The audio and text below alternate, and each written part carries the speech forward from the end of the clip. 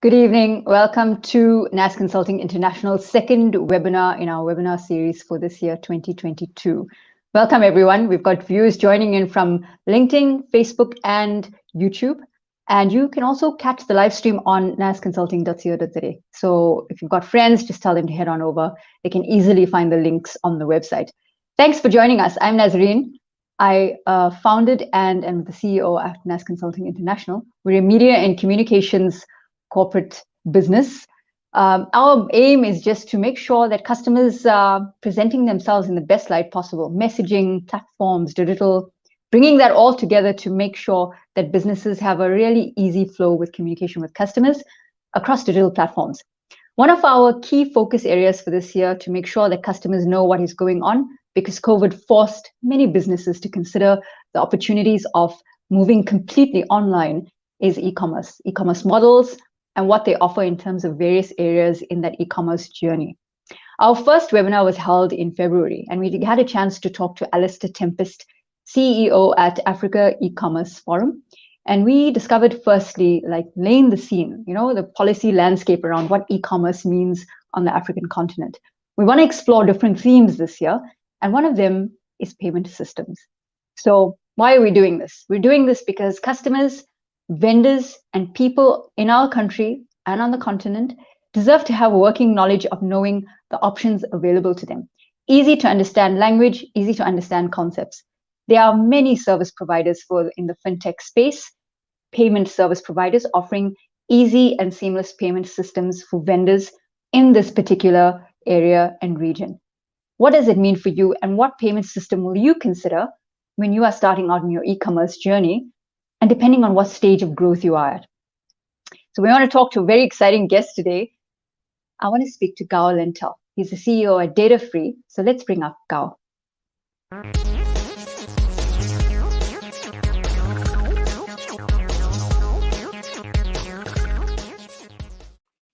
Gour is a Zimbabwean-born entrepreneur, founder. He's the CEO at Datafree. They have created Moya Pay and the Moya app. But I want Gour to tell us more about this. So welcome, Gour. Thank you very much for spending time with us today.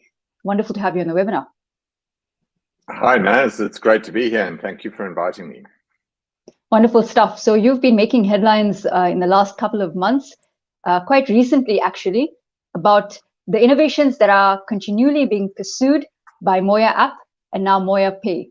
We're having this conversation today because you're fundamentally presenting a far better approach, I would say, to the mainstream market around how they move money, whether they're paying or they're receiving money. Tell us more about yourself at Datafree and also about Moya app. Thanks, Naz. First of all, for a bit of context, I was born and grew up in Zimbabwe.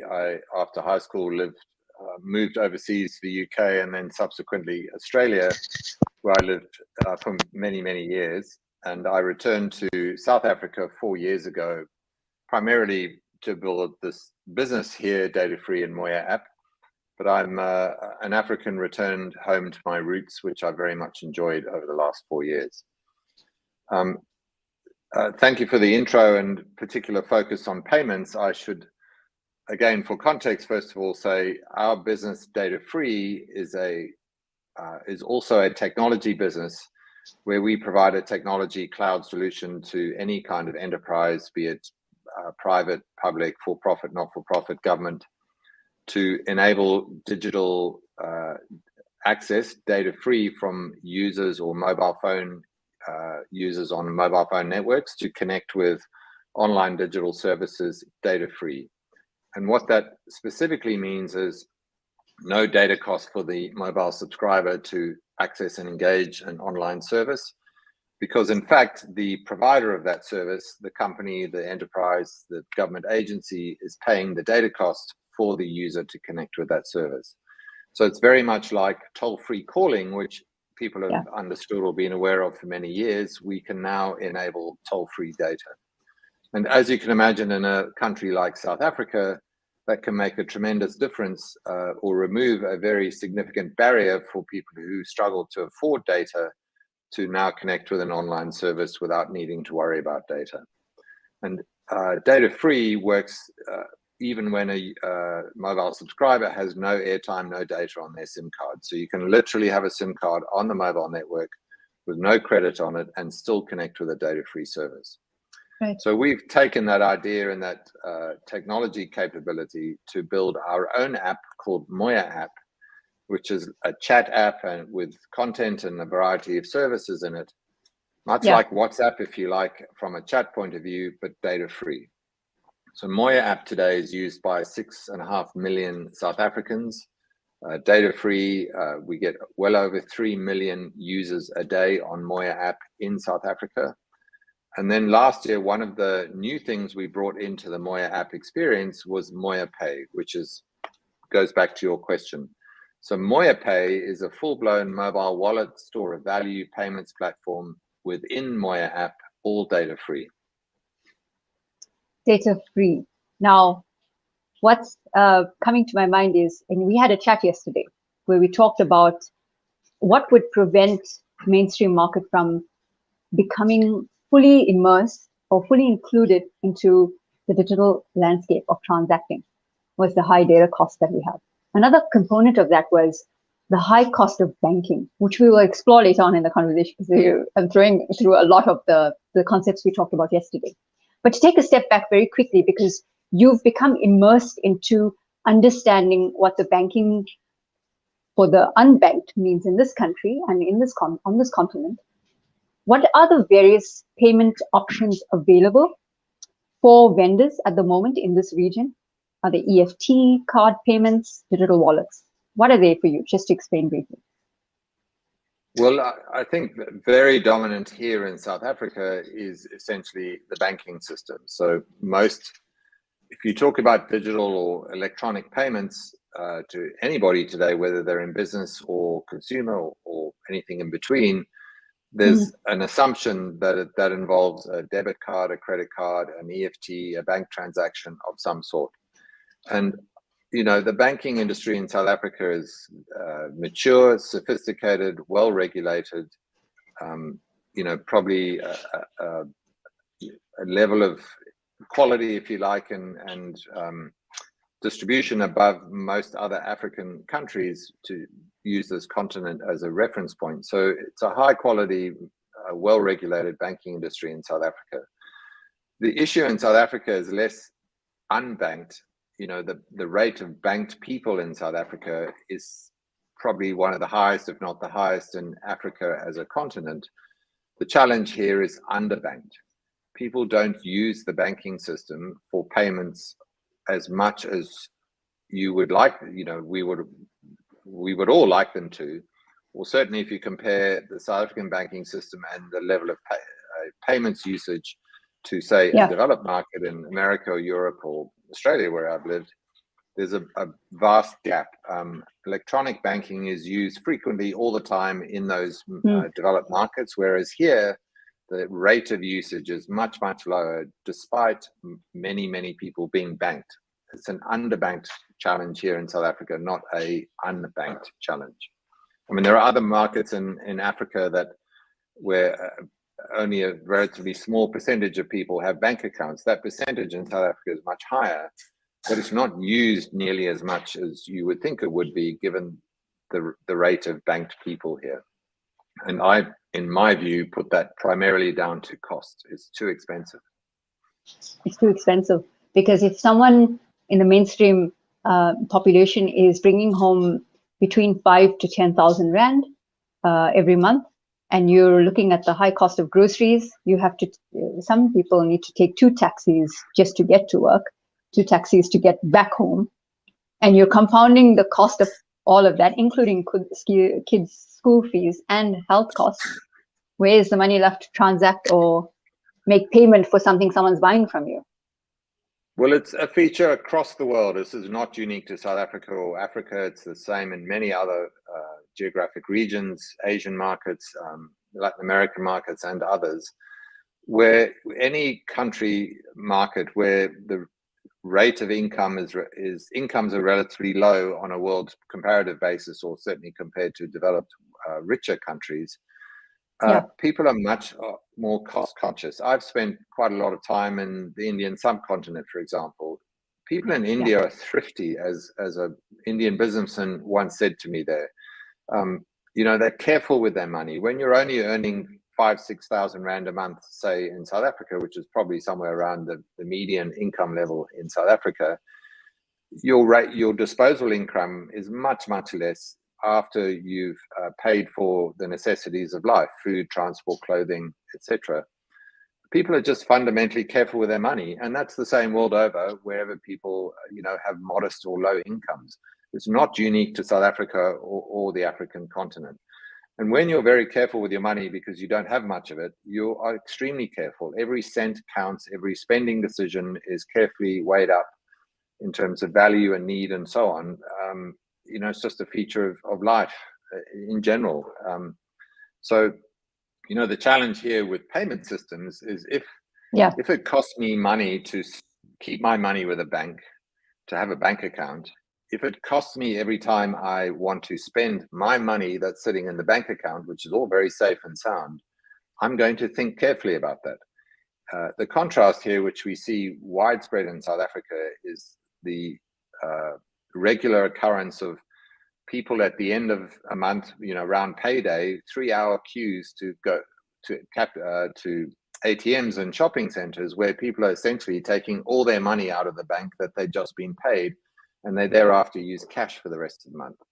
One of the reasons, it's not quite as simple as this, but a primary reason is when I have cash, it doesn't cost me to spend cash. It's my money. If I give you 10 Rand or anybody 10 Rand for something, that's the end of the transaction. 10 Rand for value, deal done.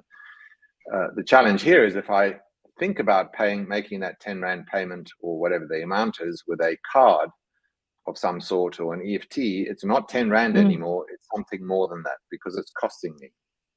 Now that is such a fundamental question or challenge that all people here will ask themselves. And until that equation changes, the use of ubiquitous digital electronic payments is not going to happen. The contrast is, I have a free bank account in Australia. I have a free bank account in England with mainstream banks. It doesn't cost me anything. You come to South Africa and that doesn't exist, basically, or not at any widespread scale. Here, generally, you have to pay a monthly account charge just to have an account. And then invariably there are transaction fees on top of that. It may be the lower the monthly account charge, you get a handful of free transactions and then you pay, or you pay a much higher monthly account charge to include a number of free transactions. But either way, it's costing me to spend my money. And that is such a primary issue for people in those income brackets. It needs to change. You talked yesterday in our conversation around the cash economy being the largest in this country and the concept of trust, Gour. Is that directly related then to how people decide to spend digitally, whether it's a consumer or a vendor receiving money? Well, I've certainly, this isn't extensive research, but I've had a significant amount of anecdotal research or feedback that I've done. I'll give you an example. I asked an Uber driver in Cape Town some time ago whether he personally used cash or cards for his day-to-day living expenses for himself and his family. I was just curious. He said cash. I said, why? I mean, he's an Uber driver with a bank account being paid into his bank account by Uber. That's it. He said, no, I had a card once and I used it on an EFTPOS device of some sort, some shop. The card was skimmed or cloned, and thereafter his bank account was cleaned out. And he said, never again will I tap my card on a device or with an organization I don't completely trust.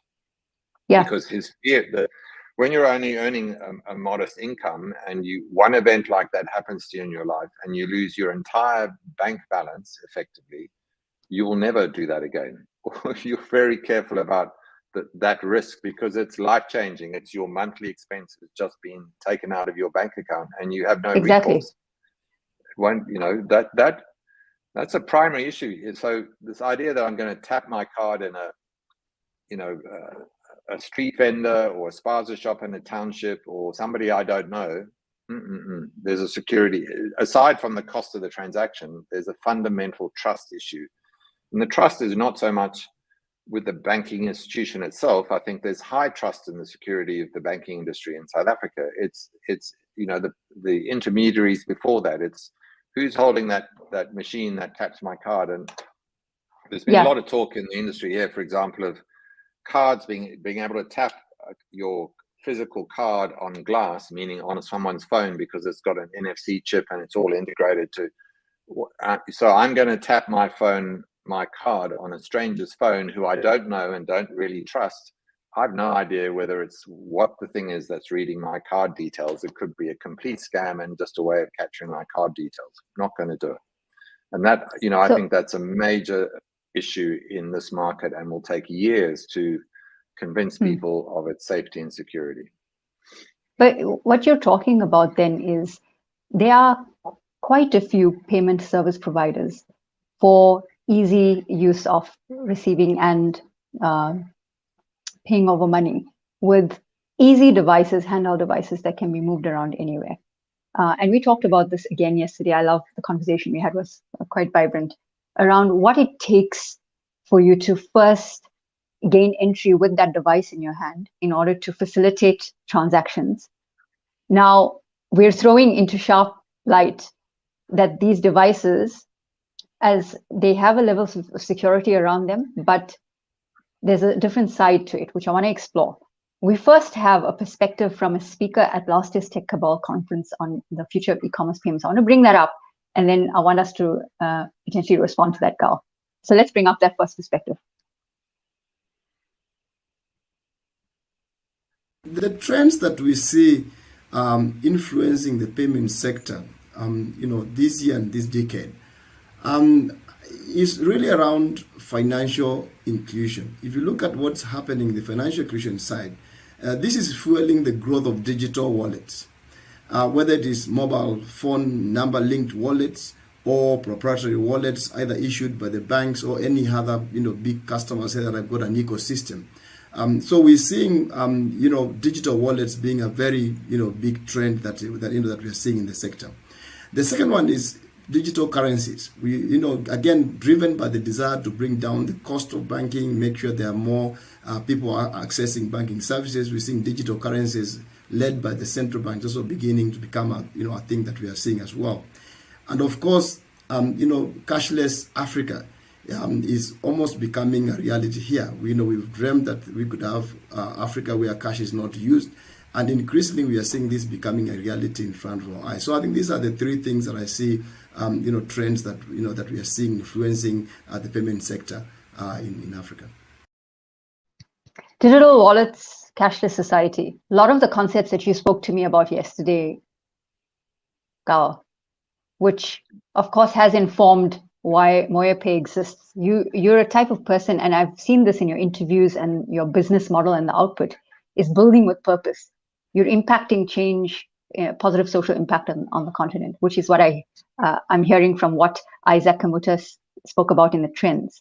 Before we move there, we must talk about these handheld devices that people are using, from someone at home making samosas to a local flea market stallholder using it, to someone standing on the streets, roadside at the robot selling something as a payment device. What is it do you want people to consider when using these devices? Well, the first and foremost thought in my mind is the cost of, what's the cost of taking payment that way is always fundamentally a fundamental factor. What is the device cost, and what's the cost of receiving a transaction or being paid in that way? That's a primary issue. And if the cost is negligible or small, you've got much better chance of getting traction and adoption. If the cost is too high, it becomes a significant barrier to adoption. It's, the comments of the video you showed are very interesting.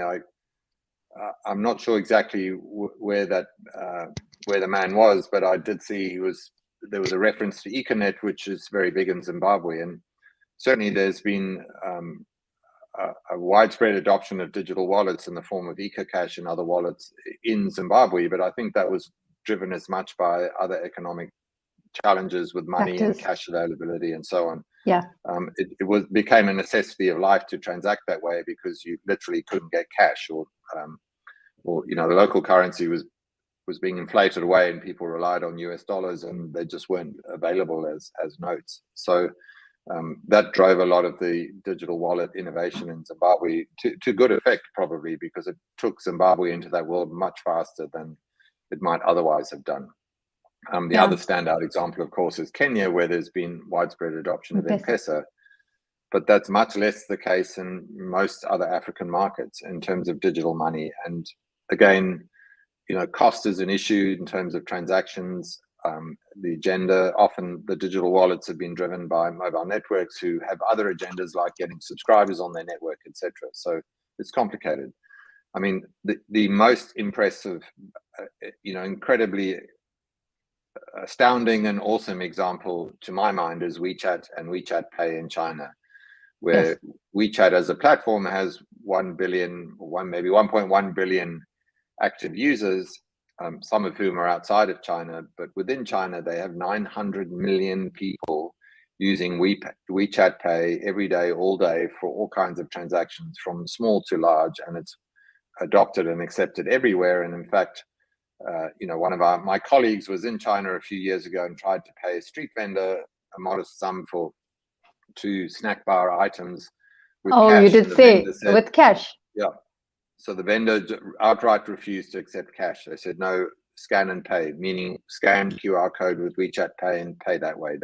They did not want cash, because the value proposition of WeChat Pay is so strong and so compelling and such low cost that it's a far more convenient way to pay and be paid and store value and move it around. And cash is expensive to handle. It's, takes physical handling, and, in some places is security risk, as we know here in South Africa. So if you get the digital payment and store a value platform right, there is no reason I think you couldn't do in South Africa what we see with WeChat Pay in China. I mean, the banking industry here will always be present and will always do things it does well, but it doesn't really cater very well at all for small transactions, micro payments, day-to-day items, and so on. It's, as I said earlier, it's expensive. Yeah. This is what then Moya Pay is and Moya app is addressing. Tell us more about how this offering works in the market. So first of all, I'm not by any stretch of the imagination assuming success and we've got it and it's going to happen. It takes a lot of hard work and a lot of growth over years, and you've got to build trust, earn trust, get adoption, and it's by no means simple. But as a concept and a model, the WeChat Pay or WeChat Pay model in China, to my mind, makes perfect sense for South Africa. It's just a question of adapting it and making it work here. And that's really what we're doing. We're modeling the role model for us is WeChat Pay in China. The value proposition of the app is much more than just a payment method. It's got chat, content services, all kinds of other things in it. But it's very low cost and it doesn't depend on card machines and POS terminals and buying the devices and banking transaction fees, etc. It's, it's cheap, easy to use, and it's driven by QR codes. So you don't need anything other than being able to scan a QR code or even just put in a mobile number to pay with WeChat Pay. And conversely, as a vendor or merchant, you sign up, it's easy, here's a QR code, I'm in business, and that's all I need. So we're adapting that model for South Africa with Moya app as a all-in-one super app of many things, including chat. And then Moya Pay is a very important component of that, QR code based. We still have integration to the banking system here. It's important to do that. So you can be transferred value by an EFT from a bank account. You can pay any bank account. Your QR code can be scanned by MasterPass enabled apps, like any banking app can pay a MoyaPay wallet. So it's really, really important to plug into the platforms that are dominant here, which is the banking system and card platforms. But the real opportunity is today the cash economy, the informal market that is not yet using electronic payment methods because of expense and trust and other issues. So we really think that's the opportunity more than anything else, not trying to be better than a bank or try and, steal their customers, if you like. It's about all those people that aren't yet in the digital payments ecosystem. We're trying to bring a solution to the market here in South Africa that enables that opportunity in a sense of, commercially sustainable, low cost way that makes sense to people. And of course, overriding it all is the whole thing is data free. So you don't need mobile data to engage in this ecosystem. But then something's just struck me, right? It's the heritage, or maybe that's the wrong word, but the legacy of what is an old, trusted, traditional system of cards and EFT payments. I met someone recently at a business dinner who we were having a friendly conversation around the table and took out this stainless steel card that he has. Now that's like the highest level of card in terms of the levels you reach when you're earning a certain income bracket. So that was quite a fun conversation. But as you say, the banking system and cards are not going to go anywhere. They hold a certain premium or traditional heritage that goes with it, which is why people are so invested in, not worried about how much they pay, but about having the privilege of or facility of using it easily. Also because globally that's what's accepted. But digital wallets are then the future. Is that what we're saying? They're going to be the basis of payments and how we transact. Yeah. Most transactions, if you just look at payment, the absolute number of payments or transactions, so not the value, but the number of transactions, there's a vast number of, if not the majority of transactions in South Africa on any day are in fact micro payments or small payments. They're not for large amounts of money. It's the frequency. I'm spending a few rand here to buy some food or fit cook or something on the way to work.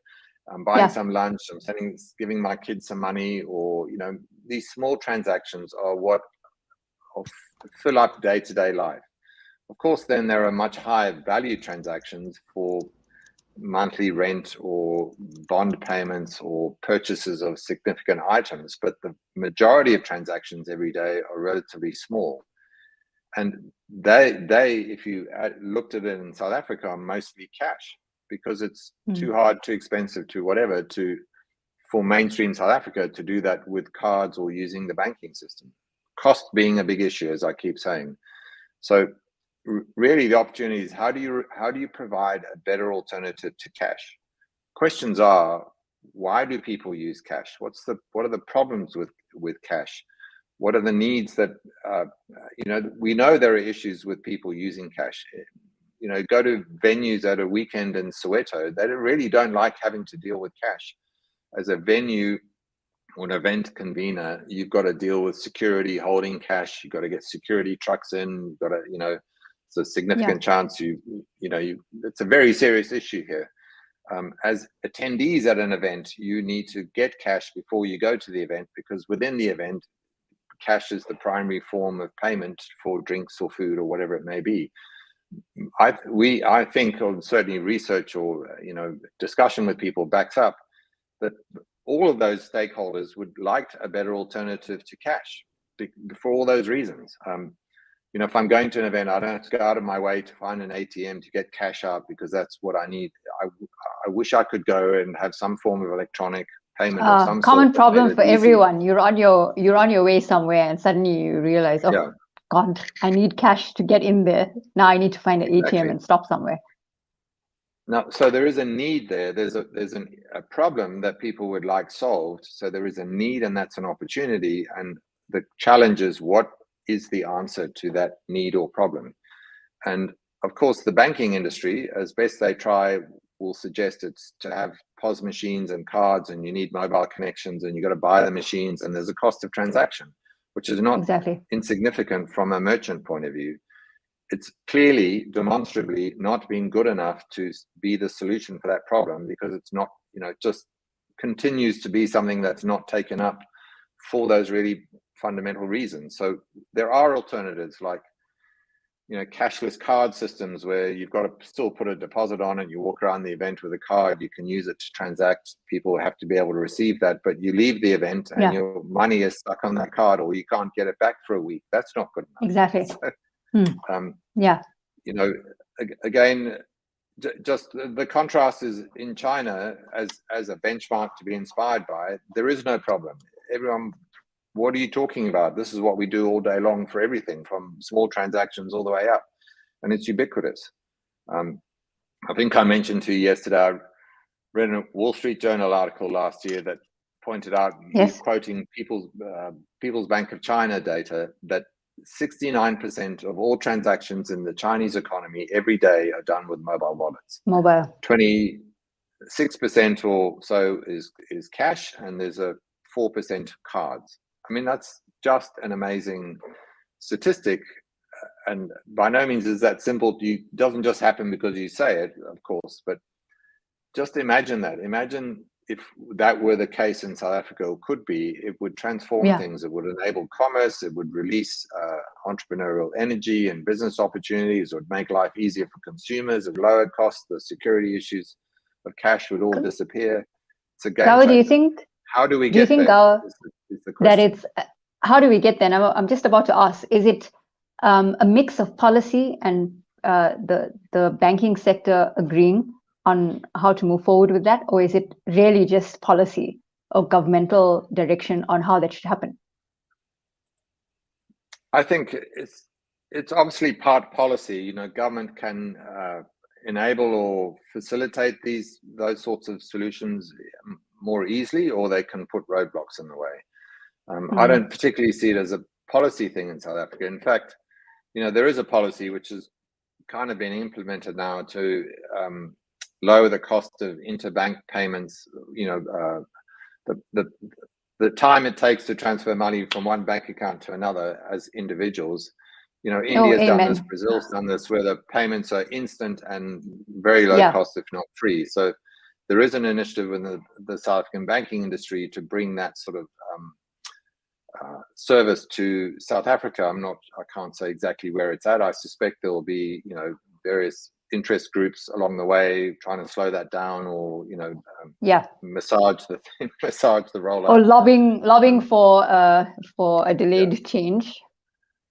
But the payments here have been dominated by the big banks, the 6 big banks or 5 big or whatever they are. They're obviously running an agenda of trying to get more banking customers with their fee structures in place to earn the sort of revenues they do now. And it's not fundamentally, I don't believe, in their interest to turn that whole model upside down and make it cheaper, easier, faster, etc. So it's really, to my mind, a question of bringing different products or solutions to the market with an ability to actually get adoption or distribution of those, not just sit in a little corner of the country somewhere with a few people using it. That's not going to do any good. So our view is we're innovating by realizing that bringing a different product to the market with a platform that we can bring it into, which is 6.5 million people using Moya app for data-free chat, etc. And maybe we can do it that way. Of course, no guarantees, but that's what we're trying to do as one initiative. It's not to say that there are different solutions that could come to market, but getting true widespread adoption and scale and building network effect is a seriously difficult thing to do in any sphere, whether it's payments or chat or marketplaces of some sort. We're really using the Trojan horse, if you like, of data-free chat and content services as a way in to give us a better opportunity to achieve that. The market. I want to talk more about the data-free scenario and the landscape of when people are given an opportunity to access services at no cost. There's a second perspective that we want to look at. Let's hear what the second perspective is about. So as commerce increases and e-commerce receives advancements thanks to COVID and the new ways of payments we're seeing globally, we envisage that there'll be a lot of advances in the next 10 years. There would now be a thin line between the ways of commerce, the physical forms of commerce, and online is expected to grow. It is projected that by 2024, e-commerce worldwide should have reached about $7 trillion. Now we see that in sub-Saharan Africa, this method is also changing in emerging markets. In next 10 years, we envisage that customers would be more interested in the ease of payment than actually in the methods of payment. As customers become more sophisticated, they would want an end-to-end experience where they're able to combine things like the selection of price items, comparison, selection of items, and a one-click payment gateway that allows them checkout faster than they ever would. One-click payment gateway, and they will have an option to select what payment methods they want. How do you respond to that perspective, Gour? Fantastic. I mean, Amazon proved the value of that with one-click purchase some years ago, which they patented. Of course, every consumer is interested in ease of payment. The easier you can make it for me as an individual and anyone is undoubtedly helpful and conducive or persuasive in terms of doing it more or engaging in more online commerce or electronic payment. And this is where the there's high a big value but on this. But so I want to explore that but of the what's behind that. The high value proposition then of this is the option to access the service at no cost to you in terms of data, which we know is madly expensive in this country. How then are people thinking, if I'm accessing this data free, what's the other side of that? What's the catch of it? Is that a question that you found? We found it in our early days with Moya app. When we brought Moya app to market and said data-free chat, we had tons of user feedback in the early days saying, what's the trick? What's the catch? There's something, can't be right. There must be a trick. You're tricking me. And I'm asking this question for people who may still ask the question, just to explore it. Sure. Well, the first interesting perspective, I can get passionate about this, is why do people think like that? Why do they think like that? The average person to think there must be a trick. And I think it's because that's their life experience. They've experienced it so many times when big brands, big names, big companies, and I would highlight banks and mobile networks as leading candidates in this experience, are constantly trying to persuade you to engage with them, to spend more money with them, to pay more fees to use banking services, to subscribe for the soccer things or the music thing on a mobile network, which ostensibly is free, but then you find out it's not actually free because the next day and the day after it's R3 a day. They've been tricked their whole lives by big brands, big companies across the board who are using this veneer of things being free, but really the agenda is it's not free because there's going to be costs associated with it, even if it's initially a subscription that's ongoing and impossible to get out of. This is the life experience of most people. We're talking about South Africa today. And you can't delude yourself, pretend it doesn't exist. It absolutely exists. So when we come in and say this thing is data free, there's got to be a trick. That's my life condition, my life experience. And we've worked hard to be completely transparent with our user base in the case of Moya app. Not everything is data free in Moya, but we are clear about it and upfront. So texting messages are always data free and always will be forever. There's no trick. If you want to send a picture or a video in a message, you get a warning saying this is not data free, it's going to use your data. Do you want to proceed or not? And the more you do that, the more trust you build in your customer base or user base. And you have to earn that trust. It doesn't just come because you say so. And the amazing thing is when you earn trust and earn loyalty by clear consistent behavior, you have a much happier, more loyal customer user who's willing to engage further with you because you've earned that trust and built that trust. So there's no trick. And a lot of the digital industry here says, oh, you're just running ads all over. There must be advertising, because the only thing they understand about online is that everything is monetized with advertising, which is nonsense. Right. So the experience, we know very well that if the experience in Moya app is not good enough or doesn't have value in its own right, it will not work, because free crap is still crap. So even if you prove that it's data free, if it's crap, it's crap, and people won't use it. So it has to be really, it's really important that there's a value proposition to you having this experience that you like, enjoy, and want to keep using. Data free is icing on the cake. And it's therefore not stuffed full of advertising every 5 minutes as the price you have to pay for it to be data free.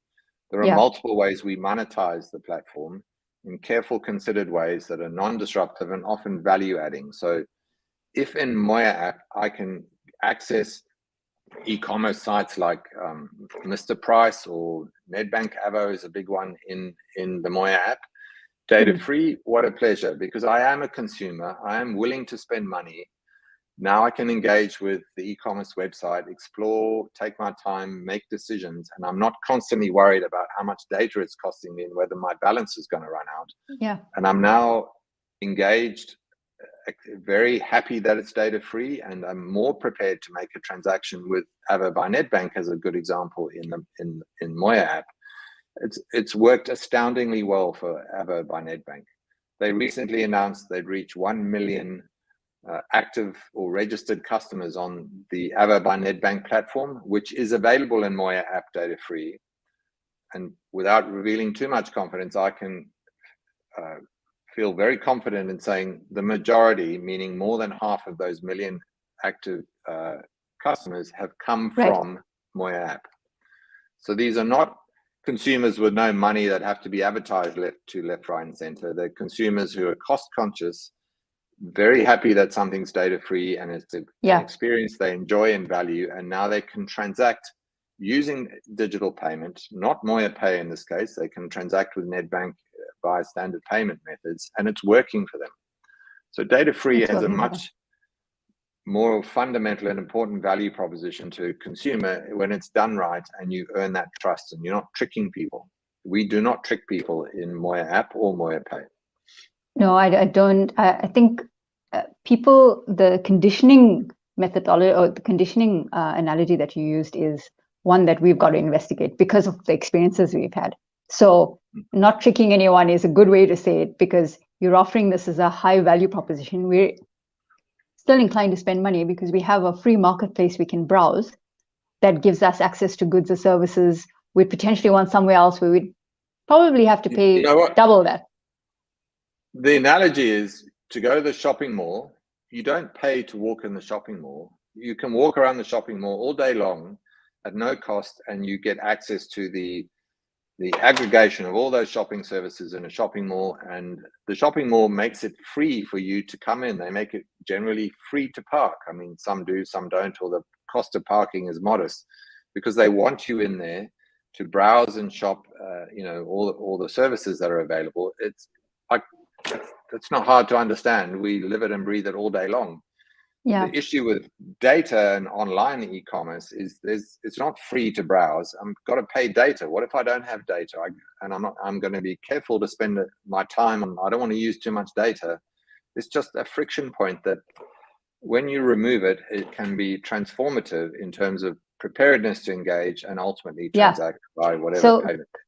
Gour, the Moya app is then offering any vendor, regardless of size, an opportunity to set up a space in a marketplace that allows their potential customers to access their services at no cost.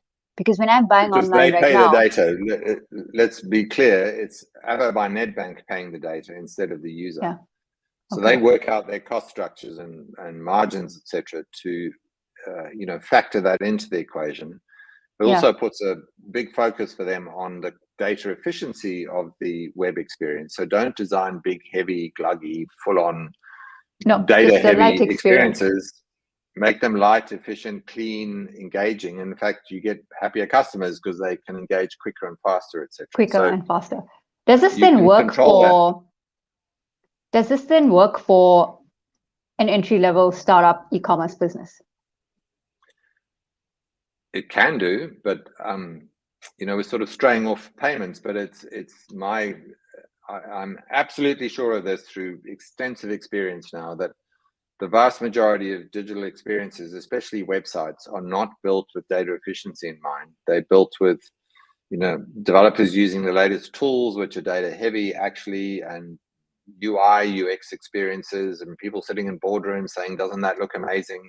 Looks amazing on a big screen, but the mobile experience doesn't need to look that amazing. In fact, it can often detract from the mobile experience. It can be stripped of most of that heaviness that you've got on a desktop experience. Invariably, no one in the process says, how much data is this using? And if they do, it's token. I've seen the vast majority of websites that we come across in our business on various fronts could easily save 50 to 70% of their data costs if they thought about it, but no one's thought about it. So if you then use the data-free model and pay the data costs, suddenly it becomes a number one priority to say, how much is this costing us? Because and you can save half of it. It's not a question of negotiating prices. You can fix it. It's under your control. So, and as I said, the ironic byproduct of that is it creates a better user experience because it's slicker and faster and you get places quicker and whatever. So it can have compounding positive impact. And then you can make this equation of data free, meaning I pay for the data as the provider. Actually, you can build the business case to say this is worth doing because I get more users, more transactions, more engagement, and what a good decision that was. So I think that's what that's where I'm going with where it's working. Yeah. That's where I'm going with the conversation, is to say to startup or small and medium-sized businesses that the opportunity to consider moving in an e-commerce model where you pay for your customer to view in your store. It's like pretty much setting up a bricks and mortar store. You're paying for the data for them to access it, is a viable one. The thinking currently is I will go set up an e-commerce website. I'll pay for the payment gateway to be plugged in. Someone has to spend their data logging onto my website, buying, and then fulfilling that transaction. They're still paying something. I'm not carrying the cost of that. But actually, if I carry the cost of that in the long term, I'm going to be saving. Is that what we're saying? Yes. And, I'm learning here, being back in this part of the world for the last 4 years, I'm still learning. And one of the great insights I've come to personally, and we as a business, which I had not at all realized before coming here, and it took time even when I was here, is that chat is such a powerful way to engage users. And the digital industry influenced by overseas markets and all the latest tech thinking from Silicon Valley, etc. I mean, you've just said it in that conversation. You have an e-commerce website, you build it, you've got to get people there. You've got to buy the traffic from Google, Facebook, or whatever to bring the people there in the first place. And that's what you do. There's this whole thing called chat where half the country actually would prefer to engage with chat, at least on an ongoing basis. If I'm exploring new products and catalogs, or whatever, then website makes sense. But if I'm a regular customer and I want to come and connect and order my groceries for this week, or, do my sports betting or whatever it may be, a large number of people in South Africa would be more comfortable doing that via chat. Why? Because they're used to it, they're familiar with it. It's less challenging or threatening than a whole website that I've got to read, and I may, from a literacy point of view, not fully understand it. It can be challenging and threatening. Whereas chat is a step-by-step process, one step at a time. I only need to understand one thing, make a decision, go to the next point, go to the next point. And if I could do that all in chat, and you by definition know who I am because I'm coming in at it with a mobile number, I'm already a customer. It's such an untapped opportunity here. It's not funny, and I've only realized that personally in the last year, perhaps. And I think there's, as any e-commerce startup or something like that, I'd be thinking as much about using chat as I would a slick, data efficient website. That you need both, I suspect. You need both. But imagine I could connect to a chatbot, it says, "Hi, Gour, I know who you are. Here's your order for groceries from last week. Do you want to change it, add some things, take some things away?" Chat, chat, chat, and then order and pay in chat, which is one thing we enable in Moya app with Moya Pay. And it can do the entire thing in chat. I don't even have to leave to pay. I don't have to go to a third-party payment gateway and put my card into something that I don't trust, etc., etc. I can literally sit there in chat and say, "Yes, I agree to pay," get a verification, message. I authorize the payment, and it's done. And I think there's a massive untapped avenue of chat engagement, whether for commerce or other services, help services and so on, that few people in the industry fully appreciate, because they see the world as computers, laptops, fancy phones, and websites, in meeting rooms. Yeah. Meanwhile, the market out there is working on these small devices, much prefers that chat, need cheaper, easier, or whatever. 100%. Huge opportunity. It is a huge opportunity. I think what you're describing is a very ideal situation that customers are demanding. We want very seamless way of chatting, and the logic behind that chat should take us to the answer as quickly as possible while enabling a transaction. Currently, I think what's happening is the systems are there. Chatbots in their nature are being put into different environments, but they're all over the place. It seems it's disparate. You can get goods and services. There's certain use cases around it. So I think this is where we're currently sitting. But what you're saying is then just integrate it into this whole buying experience and make sure customer service is 100%. Yes, and the irony is, first of all, we don't know what we want until we see it. So when you use a phrase like users are demanding it, they're not actually demanding it yet, because they don't even know they can do things that way. Right. It's early days, so I don't know what okay, so it's just me. It's just me that's thinking this for the moment. I'm saying everybody, but we're gonna get there. There's few experiences around today where you even realize you could do it by chat, because it doesn't exist. You just assume you have to go to websites and do it the normal and way. type in your card details and put in the CVC. Exactly. So you've got to demonstrate these things are possible to stimulate or create the awareness and then stimulate interest in doing things that way. And if it's successful, then in time that becomes more prevalent, to the point where one day people will say, "If you don't do this way, I'm not engaging with you." But that's somewhere down the track. So before you go on, Gour, and to ask very quickly in one answer, because we've got one last perspective to play, is it only then the end user who can force that decision, so vendors follow and the system follows? Well, it's supply and demand. Vendors, businesses will follow what works. And if they see something working, they'll say, "Well, gee, I'm going to do that because I get more business, more profit, whatever it is." So it's, let market forces drive that, because trust with the end user. End user needs to demand this good customer service, because sometimes we're accepting of less than good customer service in South Africa. Before we go on, and we're rounding up to the rest, towards the end of this excellent conversation, Gour, we're going to chat more in the future for sure. We will end off our webinar giving particular focus to how you can start using Moya Pay and what it means for your business if you start up an e-commerce one. Let's get our last perspective for the webinar. Basically, one of the biggest challenges with cross-border transactions on the continent is how we make payments. And again, that as individuals, as governments, as businesses, we consume goods and services.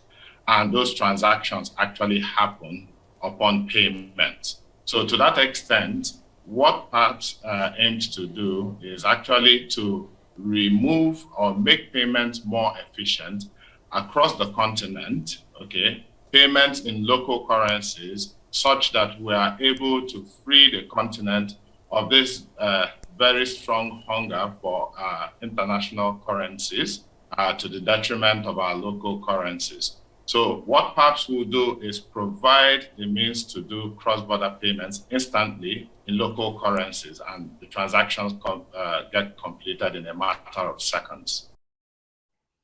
Gour, what's your thoughts on PAPS? Fantastic if it's done and rolled out and works. undoubtedly. Undoubtedly. You know, the one I was going to say earlier in relation to the lady speaking from Visa, what no one really talks about is costs. You know, Visa's agenda is to get more payments on their rails with their pricing model, 3% on average for a merchant fee. That is the agenda. And you can talk all you like about benefits, digital, this, that, and the other strategy, but it all comes back to also, as well as ubiquity and how easy it is, making it easy is really important. But the most fundamental question is, what does it cost me? If the cost is too high, you're creating a very major barrier to adoption. And equally, if the cost is low and makes sense, you will get much faster adoption. And a large number of the big players in the market, be it global payments platforms, banks, et cetera, talk about lots of good other things, ease of payment, et cetera, but underneath it all is cost, which comes back to my opening remarks about the banking industry here in South Africa is mature, sophisticated, well-regulated, it's world-class, but it's expensive. Yes, it's expensive. That is actually the major issue.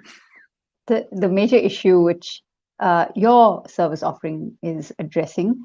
So are we saying then that it is currently expensive for small and medium-sized vendors to operate, but there's a potential for it to be cheaper if they just considered it?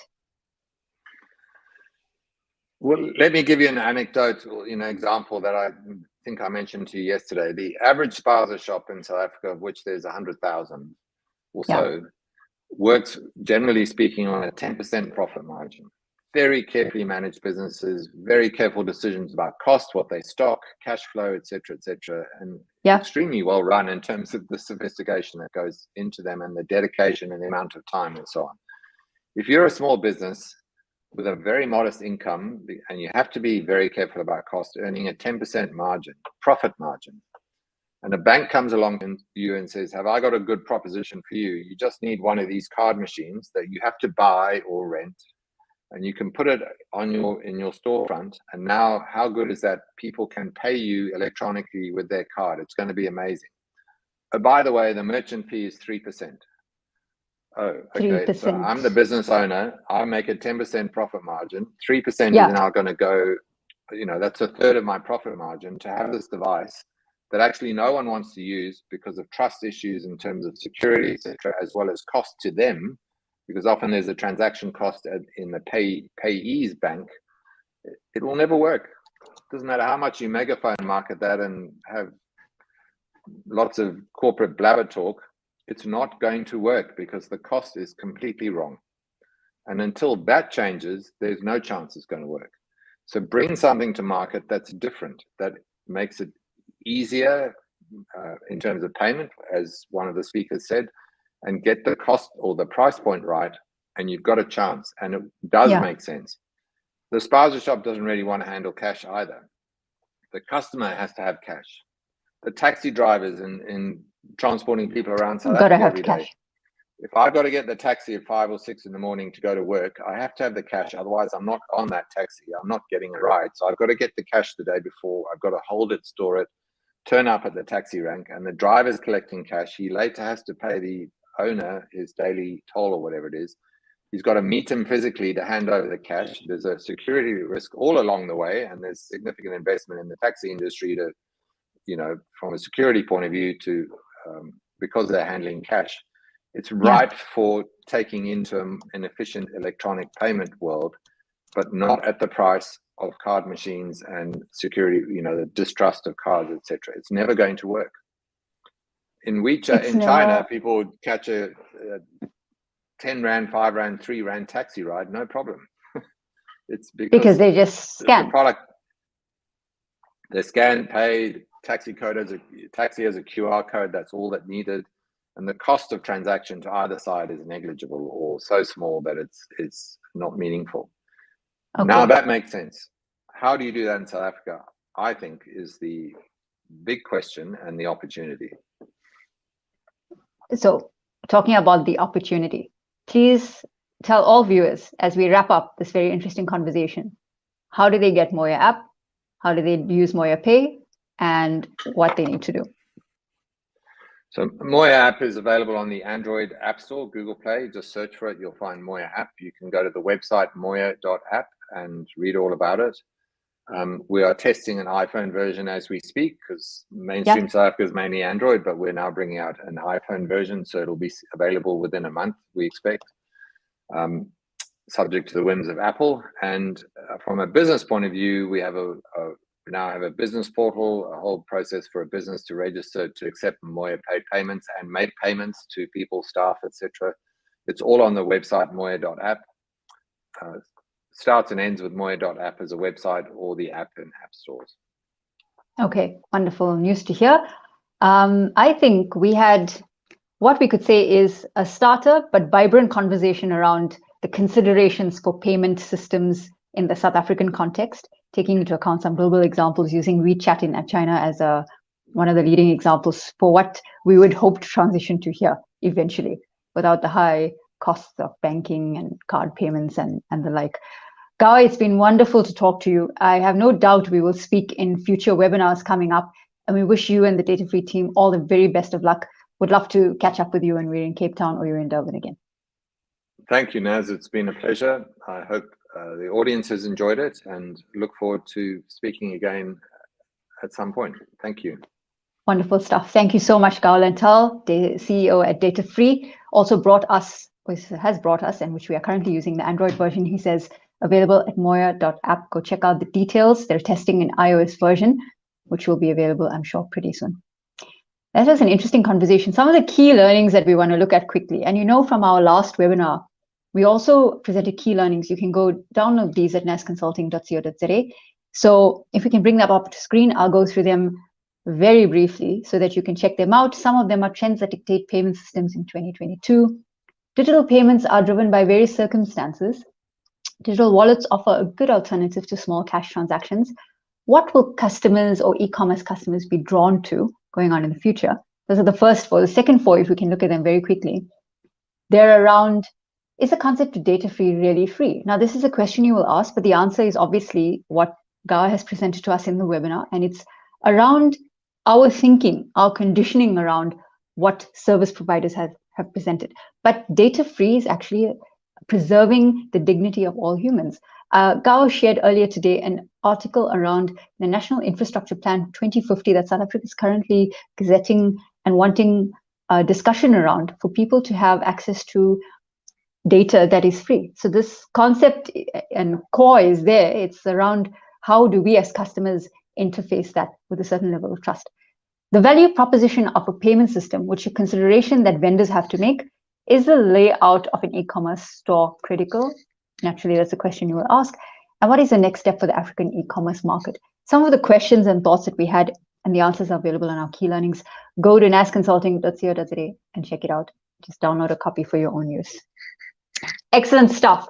I hope you enjoyed the second in our webinar series. We focused on payment systems. There's a lot more to be talked about and a lot more to be considered if you are a merchant, a vendor who wants to start selling, and what you are going to consider as your part of your calculations for your starting journey or your growth journey using an e-commerce model and integrating a payment system. You're thinking about what value can you give best to your customers while ensuring that you have long-term savings and long-term better return on investment. I hope this webinar was of value to you. Thank you to everyone who tuned in via LinkedIn, Twitter, Instagram. Yes, I think Instagram is part of the mix, but I'll ask the team. Facebook and YouTube, which are our main platforms. Go to nasconsulting.co.za to our latest news page to check out the next webinar coming up in our series on e-commerce, where we focus on giving you different insights, but also practical insights to make the best choice for your journey. I am Nazareen Ebrahim. It's been my pleasure to be your host this evening, and we thank Gour again for his time, valuable time in sharing with us this evening as we all wind down. Details coming up will be sometime in April. I think it will be on the 16th of April. But as I say, head on over to nasconsulting.co.za and check it out. We are a corporate communications and digital marketing business, providing you with end-to-end services on taking your business online and crafting a messaging so that we can attract and retain customers that you can have a really good relationship with. Okay, that's all from me. It was great to have you on this session, and we'll see you next time. Take it easy.